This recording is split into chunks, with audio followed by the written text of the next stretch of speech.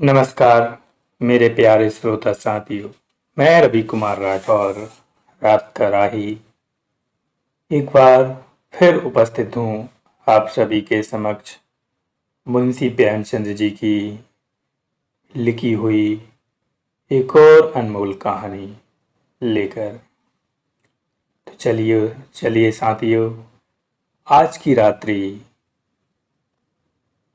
हम एक और कालजाई कहानी का रसास्वादन करते हैं, जिसका शीर्षक है वज्रपात।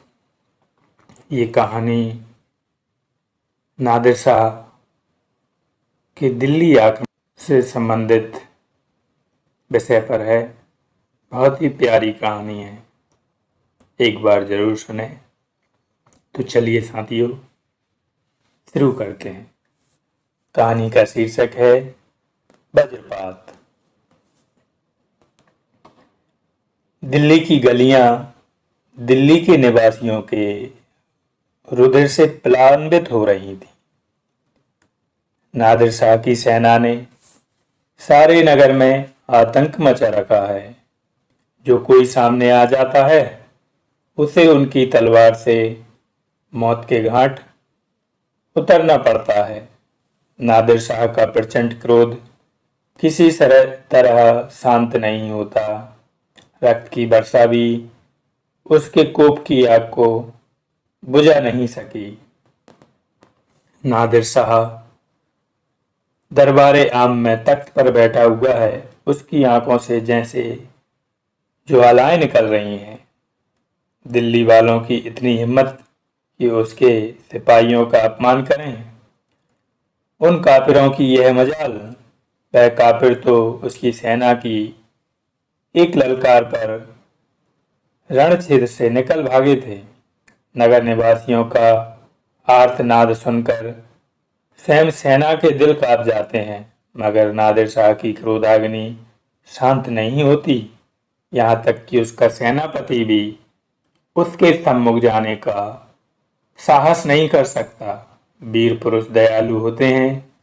असहायों पर, दुर्बलों पर, स्त्रियों पर उन्हें क्रोध नहीं आता। इन पर क्रोध करना वे अपनी शान के खिलाफ समझते हैं, किंतु निष्ठुर नादिर शाह की वीरता दया शून्य थी। दिल्ली का बादशाह सिर झुकाए नादिर शाह के सामने बैठा हुआ था। हरम सरा में विलास करने वाला बादशाह नादिर शाह की अभिनयपूर्ण बातें सुन रहा था, पर मजाल ना थी कि जबान खोल सके। उसे अपने ही जान के लाले पड़े हुए थे। पीड़ित प्रजा की रक्षा कौन करे? वह सोचता था, मेरे मुंह से कुछ निकले और वह मुझी को डांट बैठे। अंत में जब सेना की पैशाचिक क्रूरता पराकाष्ठा को पहुंच गई तो मोहम्मद शाह के वजीर ने नादिर शाह से कहा, जो कि कविता का मर्मज्ञ था, खुद भी कवि था। जान पर खेलकर नादिर शाह के सामने पहुंचा और ये शेर पड़ा, कसे ना मान की दीगर व ते दो नाच कुसी, मगर की जिंदा कुनी खल करा बाज कुसी। अर्थात तेरी निगाहों की तलवार से कोई नहीं बचा। अब यही उपाय है कि मुर्दों को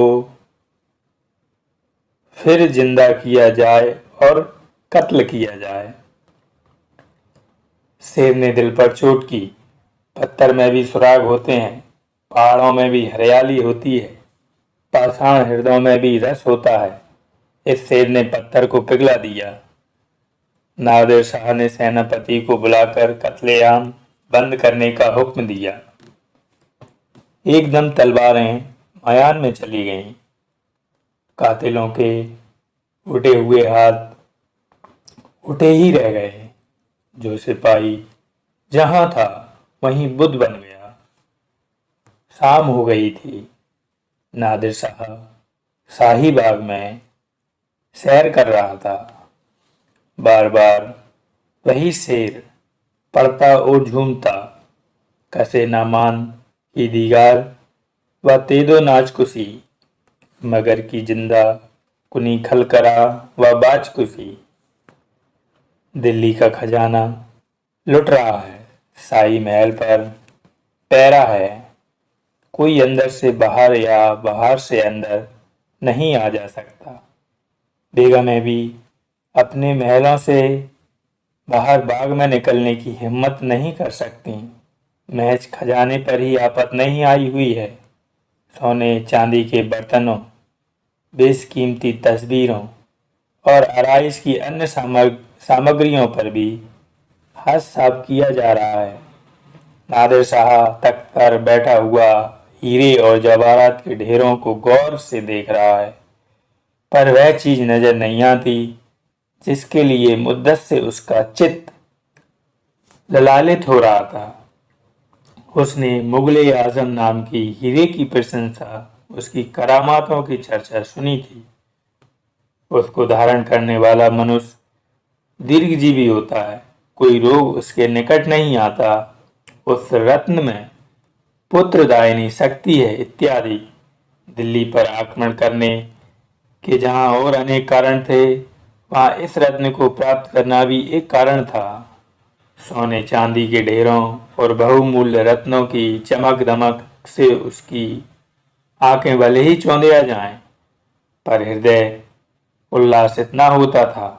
उसे तो मुगले आजम की धुन थी और मुगले आजम का वहां पता न था। वह क्रोध से उन्मुक्त होकर शाही मंत्रियों की ओर देखता और अपने अफसरों को झिड़कियां देता था, पर अपना अभिप्राय खोलकर ना कह सकता था। किसी की समझ में ना आता था कि वह इतना आतुर क्यों हो रहा है। यह तो खुशी से फूले ना समाने का अवसर है। अतुल संपत्ति सामने पड़ी है, संख्या में इतनी समर्थ नहीं कि इसकी गणना कर सके। संसार का कोई भी महापति इस विपुल धन का एक अंश भी पाकर अपने को भाग्यशाली समझता, परंतु यह पुरुष जिसने इस धनराशि का शतांश भी पहले कभी आंखों से ना देखा होगा, जिसकी उम्र भेड़ें चराने में ही गुजरी, क्यों इतना उदासीन है। आखिर अब रात हुई, बादशाह का खजाना खाली हो गया और उस रत्न के दर्शन न हुए तो नादिर शाह की क्रोधाग्नि फिर भड़क उठी। उसने बादशाह के मंत्री को, उसी मंत्री को जिसकी काव्य मर्मज्ञता ने प्रजा के प्राण बचाए थे, एकांत में बुलाया और कहा, मेरा गुस्सा तुम देख चुके हो, वरना दोबारा यह शोला भड़का तो दिल्ली की खैरियत नहीं। वजीर शाह जहां पना गुलामों से तो कोई खतर सरजाद नहीं हुई। खजाने की सब पूंजियां जनाबे आली के सिपाहल सारों के हवाले कर दी गई है। नादिर, तुमने मेरे साथ दगा की है। वजीर त्योरी चढ़ाकर, आपके हाथ में तलवार है और हम कमजोर हैं, जो चाहे फरमाएं, पर इल्जाम के तस्लीम करने में मुझे उज्र है। नादिर, क्या उसके सबूत की जरूरत है? वजीर, जी हाँ, क्योंकि दगा की सजा कत्ल है और कोई बिना सबब अपने कत्ल पर रजामंद ना होगा। नादिर, इसका सबूत मेरे पास है। हालांकि नादिर ने कभी किसी को सबूत नहीं दिया। वह अपनी मर्जी का बादशाह है और किसी को सबूत देना अपनी शान के खिलाफ समझता है। पर यहाँ जाति मामला है। तुमने मुगले आजम हीरा क्यों छिपा दिया? वजीर के चेहरे का रंग उड़ गया। वह सोचने लगा, वह हीरा बादशाह को जान से भी ज्यादा अजीज है। वह उसे एक क्षण भी अपने पास से जुदा नहीं करते। उनसे क्या कहूँ, उन्हें कितना सदमा होगा। मुल्क गया, इज्जत गई, बादशाही की वही एक निशानी उनके पास रह गई है। उनसे कैसे कहूँ? मुमकिन है वह गुस्से में आकर उसे कहीं फेंक ना दें या तोड़वा डालें। इंसान की आदत है कि वह अपनी चीज दुश्मन को देने की अपेक्षा उसे नष्ट कर देना ज्यादा अच्छा समझता है। बादशाह बादशाह है, मुल्क ना सही, अधिकार ना सही, सेना ना सही, पर जिंदगी भर की स्वेच्छाचारिता एक दिन में नहीं मिट सकती। यदि नादिर को हीरा ना मिला तो वह न जाने दिल्ली पर क्या सितम ढाए। आह, उसकी कल्पना से ही सारे शरीर में कांटे खड़े हो जाते हैं। खुदा ना करे दिल्ली को फिर वह दिन देखना पड़े। सहसा नादिर ने पूछा, मैं तुम्हारे जवाब का मुंतजिर हूँ। क्या यह तुम्हारी दगा का सबूत काफी नहीं है? वजीर, जहाँ पना, वह हीरा बादशाह सलामत को जान से ज्यादा अजीज है। वह उसे हमेशा अपने पास रखते हैं। नादिर, झूठ मत बोलो। हीरा बादशाह के लिए है, बादशाह हीरे के लिए नहीं। बादशाह को हीरा जान से ज्यादा अजीज है का मतलब सिर्फ इतना है कि वह बादशाह को बहुत अजीज है, और यह कोई वजह नहीं है कि मैं उस हीरे को उनसे ना लूं। अगर बादशाह यूं ना देंगे तो मैं जानता हूं कि मुझे क्या करना होगा। तुम जाकर इस मामले में नाजुक फहमी से काम लो। जो अक्लमंदी तुमने कल दिखाई थी, आह कितना लाजवाब शेर था। कसे न मान की दीगर बातें दो नाचकुसी, मगर की जिंदा कुनी खलखरा व बाजकुसी। मंत्री सोचता हुआ चला जा रहा था कि यह समस्या कैसे हल करूं। बादशाह के दीवान खाने में पहुंचा तो देखा बादशाह उसी हीरे को हाथ में लिए चिंता में मग्न बैठे हुए हैं। बादशाह को इस वक्त उसी हीरे की फिक्र थी। लुटे हुए पातिक की भांति अपनी वह लड़की हाथ से न जाने देना चाहता था। वह जानता था कि नादिर को इस हीरे की खबर है। वह यह भी जानता था कि खजाने में से न पाकर उसके क्रोध की सीमा न रहेगी। लेकिन सब कुछ जानते हुए भी वह हीरे को हाथ से न जाने देना चाहता था। अंत में उसने निश्चय किया, मैं इसे ना दूंगा, चाहे मेरी जान ही क्यों न चली जाए। रोगी की इस अंतिम सांस को ना निकलने दूंगा। हाय, कहाँ छिपाऊं? इतना बड़ा मकान है कि उसमें एक नगर समा सकता है, पर इस नन्ही सी चीज के लिए कहीं जगह नहीं। जैसे किसी अभागे को इतनी बड़ी दुनिया में भी कहीं पनाह नहीं मिलती। किसी सुरक्षित स्थान में न रखकर क्यों न ऐसी किसी ऐसी जगह रख दूं जहां किसी का ख्याल भी न पहुंचे। कौन अनुमान लगा सकता है कि मैंने हीरे को अपनी सुराही में रखा होगा? अच्छा, हुक्के की फर्सी में क्यों न डाल दूं, फरिश्तों को भी खबर ना होगी। यह निश्चय करके उसने हीरे को फर्सी में डाल दिया। तुरंत ही शंका हुई कि ऐसे बहुमूल्य रत्न को इस जगह रखना उचित नहीं होगा। कौन जाने जालिम को मरी या गुड़गुड़ी ही पसंद आ जाए। उसने तुरंत गुड़गुड़ी का पानी तस्तरी में उड़ेल दिया और हीरे को निकाल लिया। पानी की दुर्गंध उड़ी, पर इतनी हिम्मत ना पड़ती थी कि किसी खिदमतगार को बुलाकर पानी फेंकवा दे। वह होता था कहीं वह ताड़ ना जाए। वह इसी दुविधा में पड़ा हुआ था कि मंत्री ने आकर बंदगी की। बादशाह को उस पर पूरा विश्वास था, किंतु उसे अपनी क्षुद्रता पर इतनी लज्जा आई कि वह इस रहस्य को उस पर भी प्रकट न कर सका। गुमसुम होकर उसकी ओर ताकने लगा। मंत्री ने बात छेड़ी, आज खजाने में हीरा ना मिला तो नादिर बहुत झल्लाया। कहने लगा, तुमने मेरे साथ दगा की है। मैं शहर लुटवा दूंगा, कत्लेआम कर दूंगा, सारे शहर को खाकस्यार कर डालूंगा। मैंने कहा, जनाब आली को इख्तियार है, जो चाहे करें, पर हमने खजाने की सब कुंजियां आपके सिपाहलसार को दी हैं।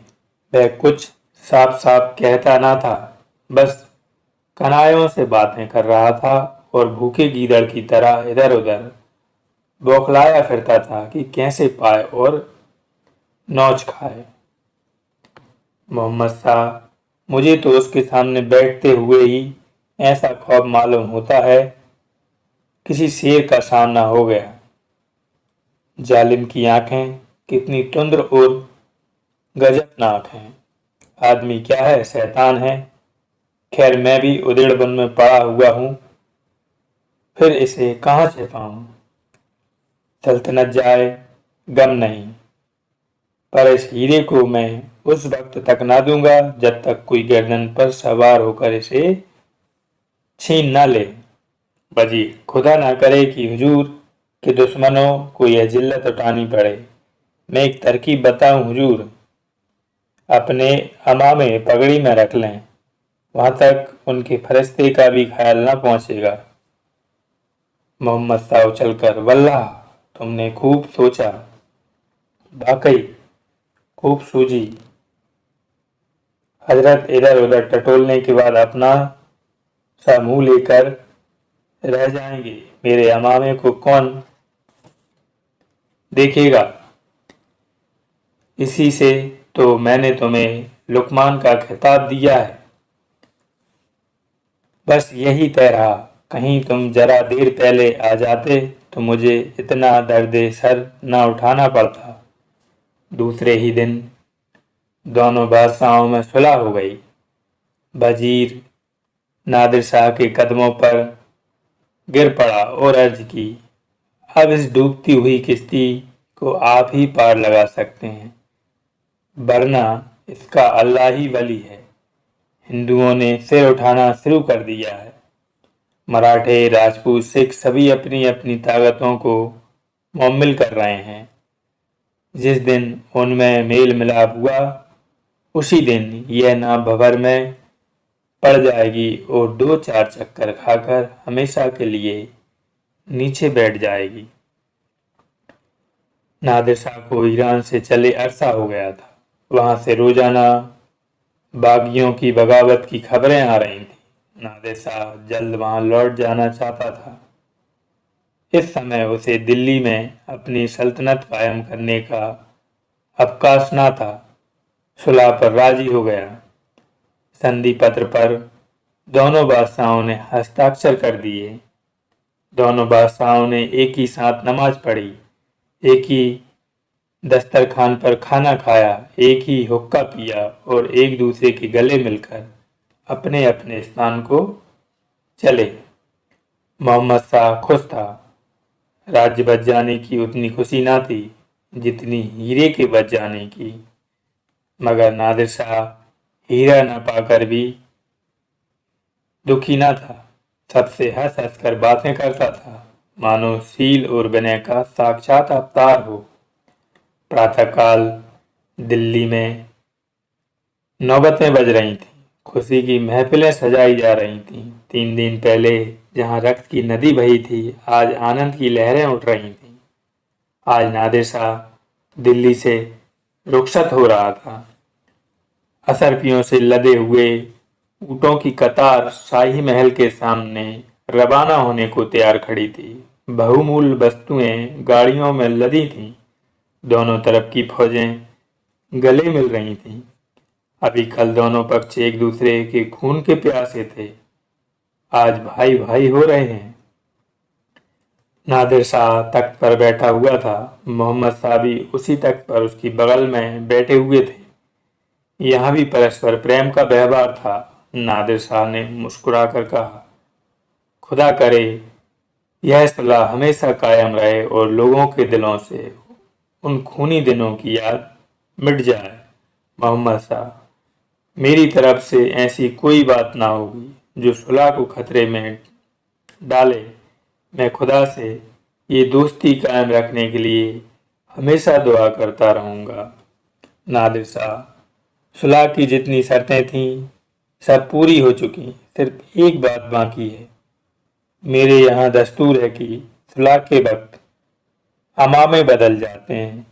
इसके बगैर सुलह की कार्रवाई पूरी नहीं होती। आइए हम लोग भी अपने अमामे बदल लें। लीजिए, ये मेरा अमामा हाजिर है। ये कहकर नादिर ने अपना अमामा उतार कर मोहम्मद शाह की तरफ बढ़ाया। बादशाह के हाथों के तोते उड़ गए। समझ गया मुझसे दगा की गई। दोनों तरफ के सूर सामन सामने खड़े थे। न कुछ कहते बनता था, न सुनते। बचने का कोई उपाय न था और ना कोई उपाय सोच निकालने का अवसर ही। कोई जवाब न सूझा, इनकार की गुंजाइश न थी। मन महसूस कर रह गया। चुपके से अमामा सिर से उतारा और नादिर शाह की तरफ बढ़ा दिया। हाथ कांप रहे थे, आंखों में क्रोध और विषाद से आंसू भरे हुए थे। मुख पर हल्की सी मुस्कुराहट झलक रही थी। वह मुस्कुराहट जो अश्रुपात से कहीं अधिक करुण और व्यथापूर्ण होती है। कदाचित अपने प्राण निकाल कर देने में भी उसे इससे अधिक पीड़ा न होती। नादिर शाह पहाड़ों और नदियों को लांघता हुआ ईरान को चला जा रहा था। 77 ऊंटों और इतनी ही बैलगाड़ियों की कतार देख देख कर उसका हृदय बांसों उछल रहा था। वह बार बार खुदा को धन्यवाद देता था, जिसकी असीम कृपा ने आज उसकी कीर्ति को उज्जवल बनाया था। वह केवल ईरान का ही बादशाह नहीं, हिंदुस्तान जैसे विस्तृत देश का भी स्वामी था। पर सबसे ज्यादा खुशी उसे मुगल आजम हीरा पाने की थी, जिसे बार बार देखकर भी उसकी आंखें तृप्त न होती थीं। सोचता था, जिस समय मैं दरबार में यह रत्न धारण करके जाऊंगा, सबकी आंखें झपक जाएंगी, लोग आश्चर्यचकित रह जाएंगे। उसकी सेना अन्न जल के कठिन कष्ट भोग रही थी। सरहदों की विद्रोही सेनाएं पीछे से उसको परेशान कर रही थीं। नित्य 10-20 आदमी मर जाते या मारे जाते, पर नादिर शाह को ठहरने की फुर्सत ना थी। वह भागा भागा चला जा रहा था। ईरान की स्थिति बड़ी भयंकर थी। शहजादा खुद विद्रोह शांत करने के लिए गया हुआ था, पर विद्रोह हर दिन उग्र रूप धारण करता जाता था। शाही सेना कई युद्धों में परास्त हो चुकी थी। हर घड़ी यही वह होता था कि कहीं स्वयं शत्रुओं के बीच घिर न जाए। पर भारे प्रताप, शत्रुओं ने जो ही सुना कि नादिर शाह ईरान आ पहुंचा, तो ही उनके हौसले पस्त हो गए। उसका सिंहनाद सुनते ही उनके हाथ पांव फूल गए। इधर उधर नादिर शाह ने तेहरान में प्रवेश किया। उधर विद्रोहियों ने शहजादे से सुलह की प्रार्थना की, शरण में आ गए। नादिर शाह ने यह शुभ समाचार सुना तो उसे निश्चय हो गया कि सब उसी हीरे की करामात है। यह उसी का चमत्कार है जिसने शत्रुओं का सिर झुका दिया, हारी हुई बाजी जिता दी। शहजादा विजयी होकर घर लौटा तो प्रजा ने बड़े समारोह से उसका स्वागत और अभिवादन किया। सारा तेहरान दीपावली की ज्योति से जगमगा उठा। मंगल गान की ध्वनि से सब गली और कूचे गूंज उठे। दरबार सजाया गया, शायरों ने कसीदे सुनाए। नादिर शाह ने गर्व से उठाकर शहजादे के ताज को मुगल आजम हीरे से अलंकृत कर दिया। चारों ओर मेहरबा मेहरबा की आवाजें बुलंद हुई। शहजादे के मुख की कांति हीरे के प्रकाश से दूनी चमक उठी। पितृ स्नेह से हृदय पुलकित हो उठा। नादिर शाह जिसने दिल्ली में खून की नदी बहाई थी, पुत्र प्रेम से फूला ना समाता था। उसकी आंखों से गर्व और हार्दिक उल्लास के आंसू बह रहे थे। सहसा बंदूक की आवाज आई। धाएं धाएं धाएं। दरबार हिल उठा। लोगों के कलेजे धड़क उठे। हाय, वज्रपात हो गया। हाय रे दुर्भाग्य। बंदूक की आवाजें कानों में ही गूंज रही थीं कि शहजादा कटे हुए पेड़ की तरह गिर पड़ा। साथ ही वह रत्न जड़ित मुकुट भी नादिर शाह के पैरों के पास आ गिरा। नादिर शाह ने उन्मत्त की भांति हाथ उठाकर कहा, कातिलों को पकड़ो। साथ ही शौक से बेहाल होकर वह शहजादे के प्राणहीन शरीर पर गिर पड़ा। जीवन की सारी अभिलाषाओं का अंत हो गया। लोग कातिलों की तरफ दौड़े। फिर पांव धाए धाए की आवाज आई और दोनों कातिल गिर पड़े। उन्होंने आत्महत्या कर ली। दोनों विद्रोही पक्ष के नेता थे। हाय रे मनुष्य के मनोरथ, तेरी मिति कितनी अस्थिर है। बालू की दीवार तो वर्षा में गिरती है, पर तेरी दीवार बिना पानी बूंद के ढह जाती है। आंधी में दीपक का कुछ भरोसा किया जा सकता है, पर तेरा नहीं। तेरी अस्थिरता के आगे बालकों का घरौंदा अचल पर्वत है। बेश्या का प्रेम सती की प्रतिज्ञा की भांति अटल। नादिर शाह को लोगों ने लाश पर से उठाया। उसका करुण क्रंदन हृदयों को हिलाए देता था। सभी की आंखों से आंसू बह रहे थे। होनहार कितना प्रबल, कितना निष्ठुर, कितना निर्दय और कितना निर्मम है। नादिर शाह ने हीरे को जमीन से उठा लिया। एक बार उसे विषादपूर्ण नेत्रों से देखा, फिर मुकुट को शहजादे के सिर पर रख दिया और वजीर से कहा, यह हीरा इसी लाश के साथ दफन होगा। रात का समय था। तेहरान में मातम छाया हुआ था। कहीं दीपक या अग्नि का प्रकाश ना था। न किसी ने दिया जलाया और न भोजन बनाया। अफीम चियों की चिलमें भी आज ठंडी ही रही थीं, मगर कब्रिस्तान में मशालें रोशन थीं। शहजादे की अंतिम क्रिया हो रही थी। जब फातिया खत्म हुआ, नादिर शाह ने अपने हाथों से मुकुट को लाश के साथ कब्र में रख दिया। राज और संगत रास हाजिर थे। उसी वक्त कब्र पर ईंट पत्थर और चूने का काम चलने लगा। नादिर शाह 1 महीने तक एक क्षण के लिए भी वहां से ना हटा। वहीं सोता, वहीं से राज करता। उसके दिल में यह बात बैठ गई थी कि मेरा अहित इसी हीरे के कारण हुआ। यही मेरे सर्वनाश और अचानक वज्रपात का कारण है। साथियों, आज की कहानी का यहीं पर समापन होता है। अगर कहानी पसंद आई हो तो कमेंट करके ज़रूर बताएं। शुभ रात्रि। फिर मिलेंगे अगली रात्रि। नमस्कार।